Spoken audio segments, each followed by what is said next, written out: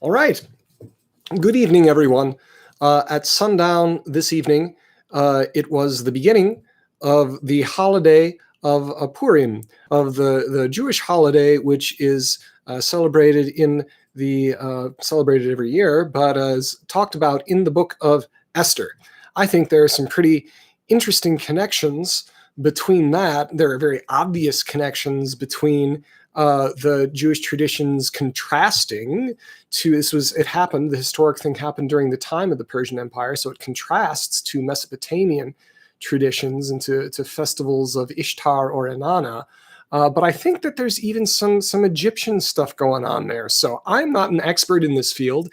Any experts on comparative ancient religions out there, let me know. So I'll give a very brief summary of this. So it's a very interesting story. It's one of those bits of weird sexiness in the Bible. The Bible has a lot of weird sexiness.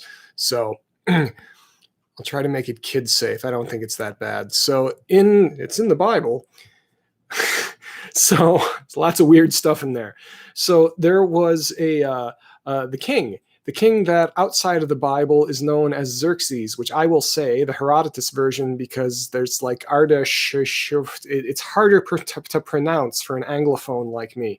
Anyways, his non-biblical name is Xerxes. And so it was the third year of his reign, and he was celebrating for the soldiers and everything with all this fabulous land that he had conquered.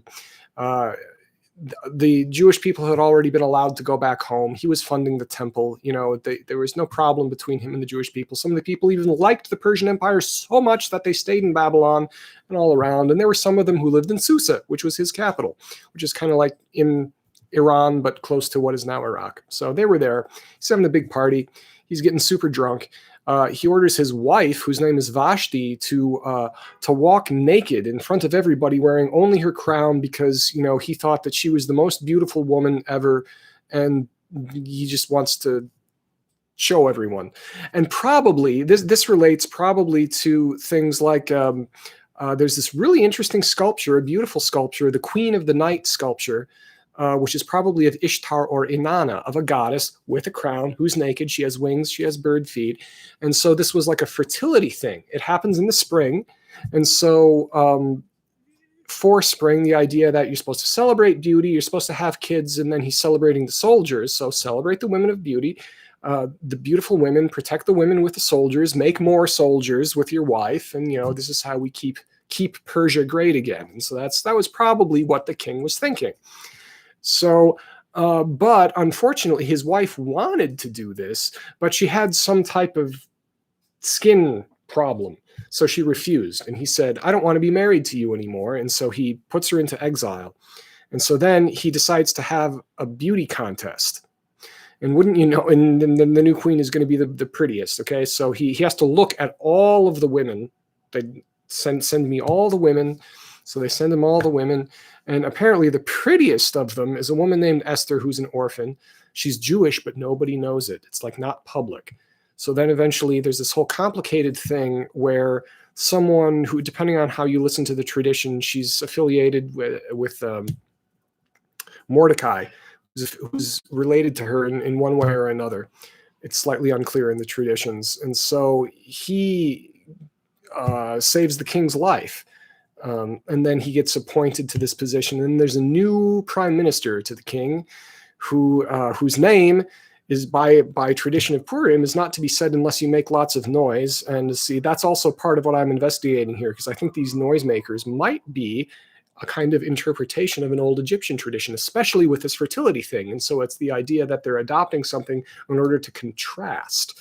So, but anyways, when you say this bad guy's name, you're supposed to make lots of noise, right? Because to register that he's the bad guy. I don't have one of the traditional noisemakers here, but I have something. What can I use? There's the olive oil here on the dinner table. I think this kind of gets me close. So the guy's name was Haman. Okay. So whenever I say his name, I have to do that. Now, so the Mordecai was appointed to a fancy position And then when the new prime minister comes around, Mordecai does not bow his head to Haman, right? So this guy hates that. From now on, I might call him the bad guy, so I don't have to do that so much. But so the bad guy hates this, finds out that Mordecai is Jewish, and then he's like, oh, this Jewish guy won't bow to me. I hate him, and I want to kill him, and not only kill him, I want to kill all the Jewish people. And so, but the plot gets foiled. Esther is very brave. There's no word as to whether, now Esther was picked because Vashti wouldn't walk around naked. I don't know if Esther was supposed to do that or not. But so there's Esther is worried. She finds out that they're going to plot to kill all the Jewish people. And then, but Mordecai says, oh, hold on, I'm working on something. I have a secret plan, and you might get killed, but I'm going to try to save everybody else. But then she says, no. And she breaks the law. Apparently queens were not supposed to petition their husbands on political matters, but she petitions her husband, and there's something about the bad guy and the king go to one of Esther's parties, and she reveals that she's Jewish. And then she also reveals the plot that Mordecai was supposed, that Haman was supposed to do all these nasty things. And then the king, who hadn't known, remember, the king was funding the rebuilding of the second temple. The king realized, you're a stupid a-hole. What are you doing? And so then he decided, but they're so legalistic. They were, the Mesopotamian emperors were like, well, it's a law. We chiseled it in stone. It's in the clay tablets that we can't get rid of it. But guess what? You can make a new law to reverse it. So I will give you my new Jewish prime minister. I will give you the chance to make a law. And then so he said, okay, anybody who's planning to kill Jewish people and was conspiring to be an evil jerk is going to get the death penalty for conspiring to mass murder people. And the end. And there was lots of people saved, and it was a big deal. Okay, so that's the story. Now, there's something about waving around noisemakers when there's a festival that involves parades and sexy ladies that really makes me think of the Festival of Hawthor. So you had these people who had a tradition of living in Egypt, and when they were in Babylon, which was, one empire earlier, by the way, that was under the Babylonians, under the Medes, not under the Persians, but the memories of Egypt were revived at this time. A lot of the detail of the Exodus story was filled out during the exile period. This was after the exile period, but the story comes from people who were still living in that area. So the traditions of what was happening in Egypt and how they were either dealing with the Egyptian situation or pushing against it or whatever would have been very fresh in people's minds. And there is a device, which was in the thumbnail of this video, called a sistrum. That was a picture of, on one side, there's a picture of Haman. Okay, and then there was a picture of a sistrum in the middle on the thumbnail, and then there was a picture of a modern day parade, probably with a woman, fancy, dressed up like Esther, probably, I don't know who she's supposed to be in the historical parade there, but probably being fancy like the new Queen Esther. But I have a feeling that this is kind of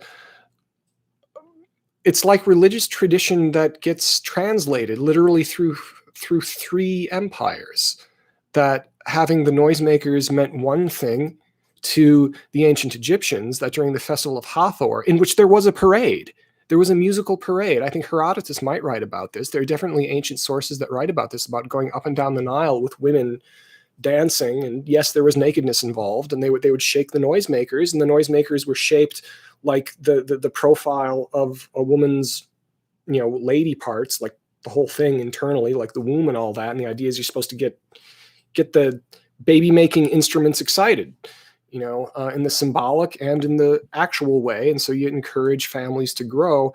And then you have a similar thing, but a little bit different with the Persians. And then a tradition develops in the Jewish tradition that it was the opposite of fertility. It was genocide. So you're right. There was genocide that was defeated. So the super ancient symbol of fertility and of persistence of life and persistence of motherhood, and Esther is like a triumphant mother of the nation. So the Jewish tradition then appropriated that symbol, which was for Hathor, the cow mother of Egypt, and then so you're shaking a noisemaker, and it's a different noisemaker, obviously, that people use now. They're kind of rotatey things. I'm not an expert on all of this, but I thought that those connections were quite interesting. And anyways, if anyone else is out there celebrating Purim, I know that having delicious, yummy things, and for gentlemen to enjoy a drink, cheers to that, to the protection of families, and to the celebration of stupid jerks getting what's coming to them. Thank you, God, for being wonderful. Have a good evening. Remember to like and subscribe, clicky, comment, tell me where I'm right or wrong. Also, there's a podcast called A History of Architecture. I may be tapping these things on to the end there. I haven't updated that in a very long time, and this is my effort at actually continuing to put content out, because I know people used to like what I did.